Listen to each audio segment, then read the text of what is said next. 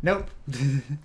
Hey guys, how's it going? My name's Arden, and today we're talking about Teen Titans Annual number 2 and number 45, the issue. Yesterday I talked about Batman number 40, Batman number 99, and we've also reviewed Teen Titans number 44 and the Robin 80th anniversary, all of which are kind of culminating in these two books we're talking about today. Um, so with those stories, we're talking about, in Batman 99 and the Joker War in general, Batman's dealing with the Joker and all that stuff, but in 99, he rallies the whole family and they get to dealing with stuff. Two characters are notably absent from that group, and they are Catwoman and Damian Wayne.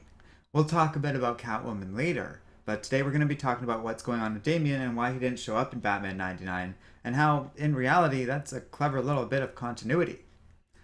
The fun work with her character as a whole is, I'm thinking of Catwoman. The fun stuff going on with Damien is nicely paid off here. I was a little ambivalent about some of it in some of my earlier reviews of this whole Robin No More notion, and I compared it a lot to some of the earlier stuff with Damien's character, and it felt like he had kind of come past that. But the annual does a really good job at explaining why Damien's doing what he's doing, because Damien was capturing and trying to brainwash villains and went so far as to trying to kill a couple of them, nearly succeeding at that, and basically dragging the whole current iteration of the Teen Titans down into his madness. So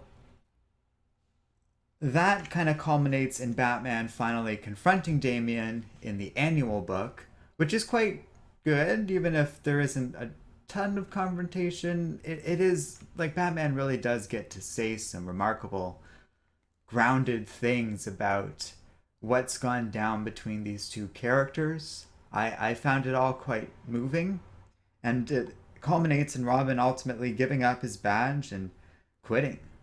Um, he is clearly in a dark place, and what it really comes down to is Damien is really suffering trauma from Alfred's death. I didn't really recognize that at first, and I had trouble making that connection, in part because usually in the world of comic books, they're so heavy on comic book deaths and such without the characters really reacting to it. I didn't really think about that connection until the annual really made that explicit, that Damien is suffering from basically watching Alfred die right in front of him, kind of because of Damien's fault, and he's approaching crime fighting very differently because of that. I think there's a strong chain of logic to that, Damien's character and all this stuff, and it is a backslide for Robin. I talked a bit about that in my review of Teen Titans number 44. I did say how it's a little realistic, but it does kind of go against the grain of all the ground Damien's gained. But that being said, I think when we get into Teen Titans number 45, it's not so easy to just ignore all that progress, and this book does a really good job of it. Because most of it's well done. It's a lot of the Teen Titans themselves kind of coming to grips with all these changes. Batman effectively shut down the teams, so they're debating whether or not they even still want to operate. Damien kind of leaves behind a little ploy for them, which I found a little, I don't know, tacky, we'll say, but the Red Hood appears and helps them out with it. And they realize that Damien is letting them redeem themselves by tracking down these criminals that they falsely or like wrongly imprisoned. And I thought that was an interesting moment. It's a little weird in how everything's still revolving around Damien, even though he doesn't appear. But what really got me excited was at the end of this book, after they deal with these robots, and there's a good little bit of action and stuff, Superboy appears and demands to see Robin. And I am very curious to see. I believe it's John. I hope it is. I don't think it's the New 52 the New Earth Superboy from before the New 52, but we'll have to see. Either way, I think it's pretty interesting. And I kind of, like I said, the whole trauma angle really contextualized a lot of this stuff for me in a positive way that I quite liked. So, yeah, I think I would recommend Teen Titans, although I do find myself kind of distancing myself a bit from this because, yes, this stuff with Damien is interesting. I'm just not sure how long it can leave me hooked. And I do kind of want to check out new series at this point, personally, as a reviewer. But I do think it's pretty entertaining and interesting, and I do kind of like this whole idea of what's going on with Damien because it's the most weight Alfred's death has so far, is that it's really broken up this kid. I think it's pretty realistic, even in spite of Damien having lived through a lot of trauma already and having a very traumatic and messed up childhood that very much calloused the character. In some ways, that's encouraged his breakdown because it's meant Damien has been completely unable to approach his father for help. And I think in some ways this has been the biggest reaction Batman's had to Alfred's death, is because Alfred isn't in the picture, Bruce is struggling to reach out to his son in a way that he used to be able to. At least that's my theory. My comic theory. Oh God. Yeah, I do think I'd recommend, especially the annual. I'm a lot softer on 45, which is okay. It's kind of fun exploring like these Teen Titan characters, and I do like this new roster. I like Lobo's daughter, Kid Flash, a new Red Arrow, and Roundhouse are a quite fun combination. Ian Charles says, I don't really like the fact that Batman immediately got Tim to become Robin again. It shows that he's not a good father. Oh, I didn't see that happen yet. I don't know where that happened. Yeah, I kind of had a feeling something like that was going to happen. Tim's always been in a weird situation in terms of his identity, and I've always felt Red Robin is a fine distinction, but a lot of people don't really care for it. So I kind of get it. I don't think I don't think Batman's being a good father. Robin's not being a good son either, but it really falls on Batman to kind of reach out to his son. And I'm not entirely convinced that he did. Shinest and Tevia Smoka, thanks for joining us. We've just been talking about the ramifications of Robin leaving a team and a mantle behind. I'm curious where his character is going to go, and I think it will eventually round him towards returning to the Robin role. Tevia says, I hate this annual so much because it ruins Damian Wayne and his Robin character. Well, that's an interesting opinion. I personally disagree, and like I said, it makes a lot of sense to me given the trauma of watching Alfred's death. And I know I keep using that word, but the annual paints a very clear picture. That's what he's going through, and he keeps reliving the moment of watching Alfred die. And Tevi was saying he hopes John Kent Superboy saves him. I think that confrontation will be interesting because it harkens back to a place that neither character is at anymore, with John having been aged, unfortunately, and Damien having been suffering, which I think is actually a more positive development from an entertainment perspective. A very negative one for Damien's character, but one that I think he's kind of been on this trajectory of it for a while, and Alfred's death really cemented this growing resentment that Damien's kind of always had, but then it got waylaid after Grant Morrison and his era, followed by, I guess, was it Tinian who did Batman and Robin? I believe, for a while, and kind of dealt with Damien like dying and resurrecting, which in hindsight is just a little frustrating. Like, I find that stuff way worse. This is more interesting. This is Damien dealing with the fact that he is young, and he doesn't just get a pass on like being able to weather all the crap he's been through. It seems to have finally like broken him on a certain level, which I like uh, overall. I think that's a cool take on the character. Like I said, well, I don't even know if that got cut off or not, but I uh, I personally think that, like, what am I trying to say here? Tevi is saying, except for why wasn't the whole PTSD reference during City of Bane? Why now?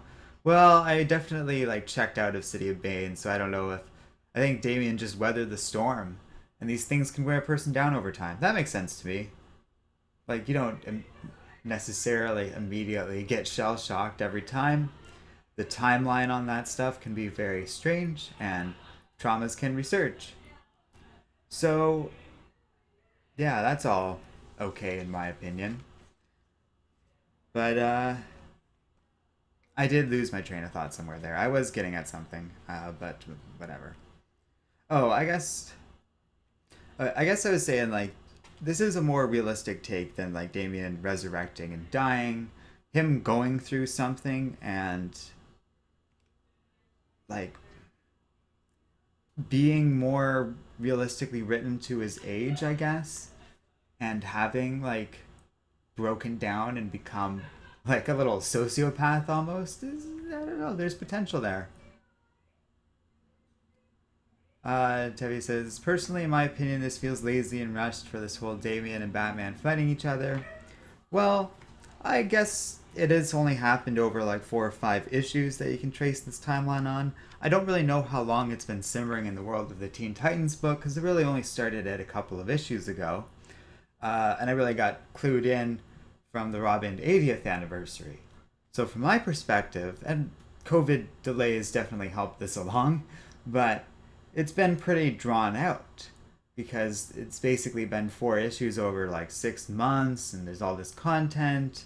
But I think about the larger arc of Damien's character and it does kind of feel like it's been heading in this direction for a while.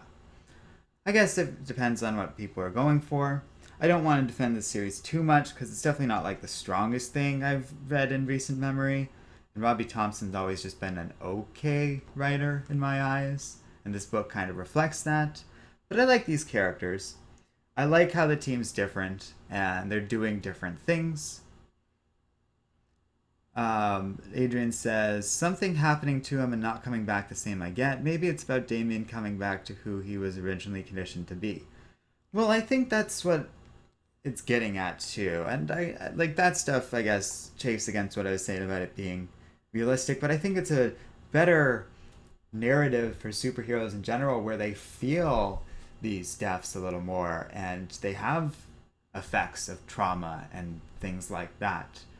That has been toyed with a lot before in superhero comics, but I feel a lot of them get into angsty territory.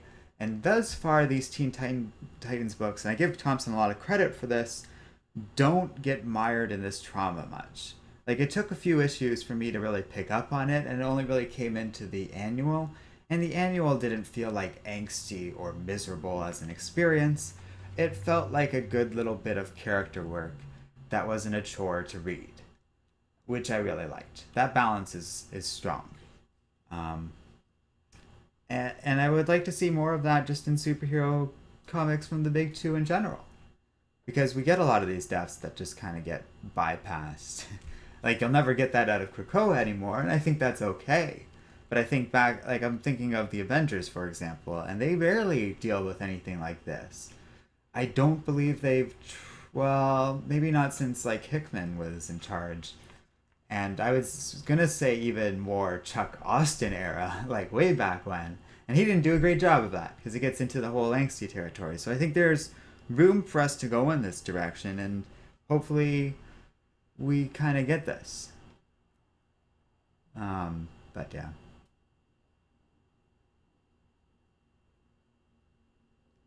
Um, Ian Charles says, yeah, right.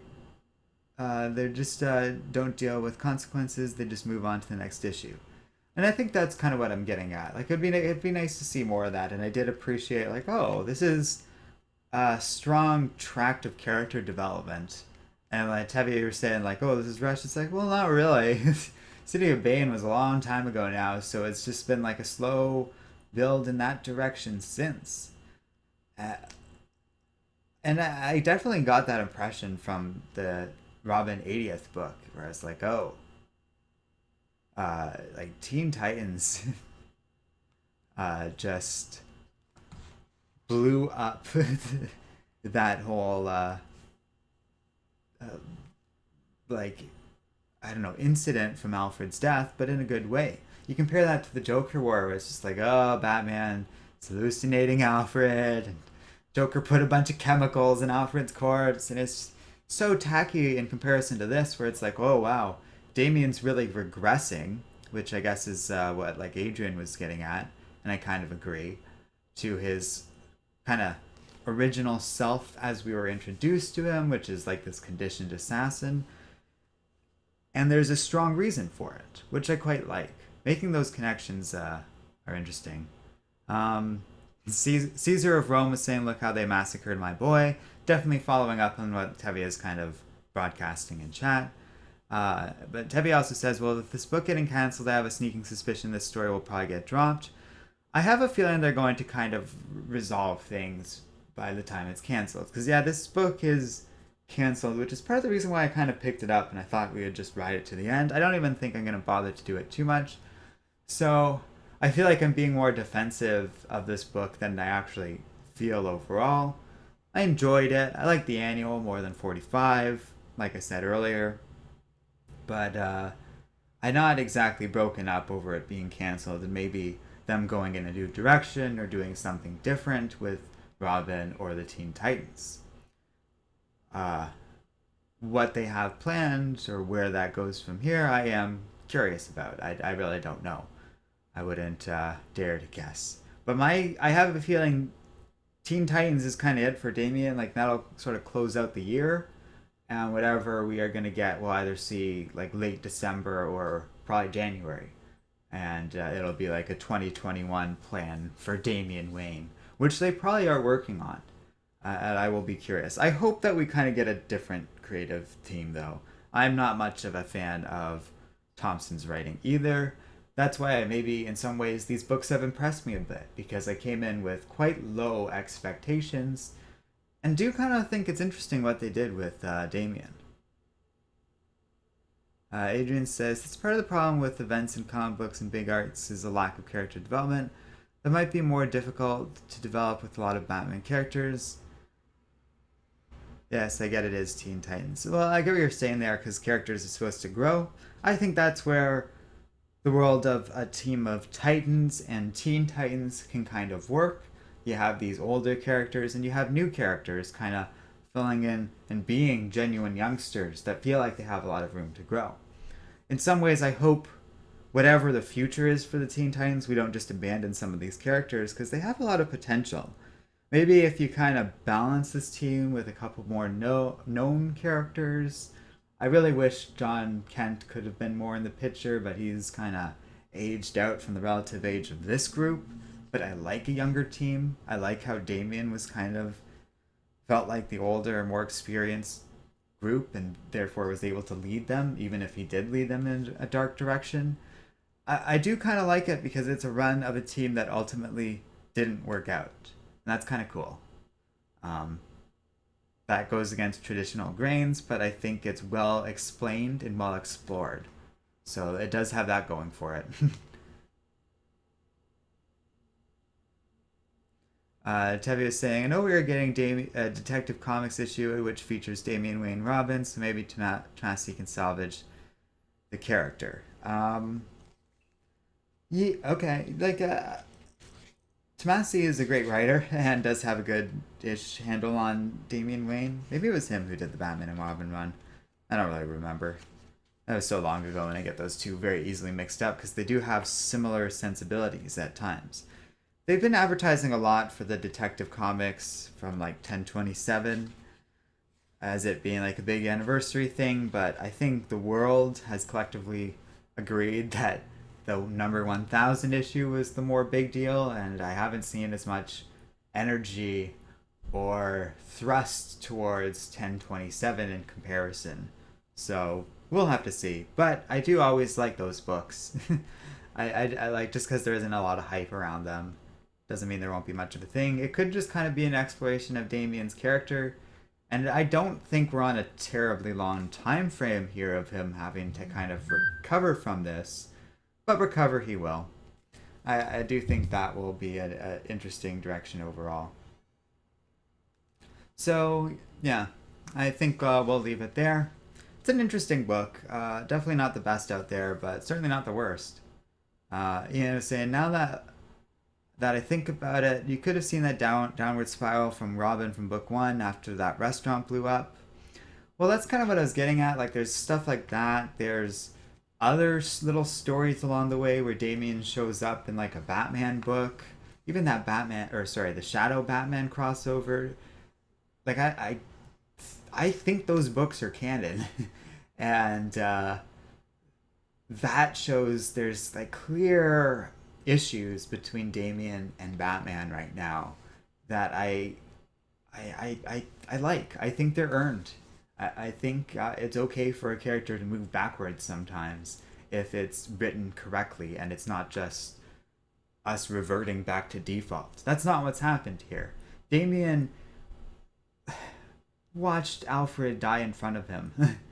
And the annual does a good job of it, but like the annual didn't even need to explain to me why that would break this character. Because yes, Damien is a character used to seeing death, even for his relatively young age. But like I have been trying to grapple with across this review, I do think he will like has this latent trauma to deal with. Never was fully on board with Bruce or anything like that, and like easily could have been brought back to the darkness through a traumatic event like watching Alfred die. And it kind of being Damien's, like, it's not really Damien's fault, but I see how Damien construed it to blame himself. So Adrian was saying, I never got into Teen Titans other than the Teen Titans cartoon before Teen Titans Go.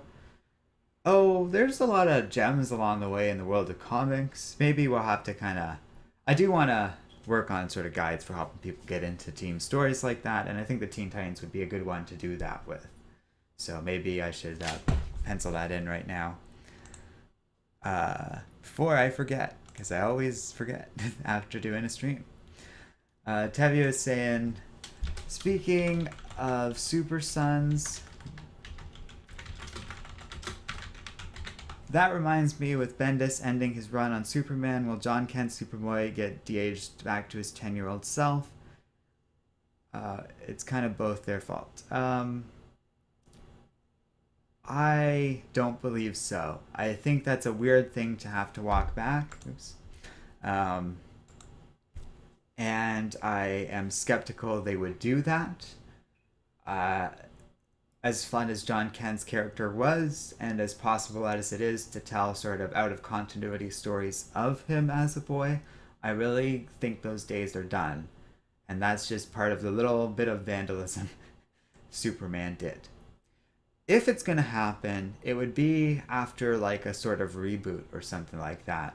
Like a crisis, which very well could be right around the corner with Snyder, but I don't think that's the case. I think we've seen stories that take place after Death Metal. I could be wrong, but I do believe we kind of have a sense of what the world's going to look like after Death Metal, and it's not like a full reboot or anything like that. I don't think we're there yet. Like, the New 52 is too recent relative to how often DC feels the need to do these things, and there really needs to be a big culture shift before that sort of thing would really feel necessary. Although, you never know, and they could pull a Marvel and just start doing these more often or something like that. And I hope they don't. Based on what's going on behind the scenes at DC, I don't think that's the case. I think they're kind of blowing up the multiverse a little bit, which will allow for stories like Young Superboy to exist and even show up in all kinds of stories without it being a big deal. So that option feels more on the table right now in the direction they're going in.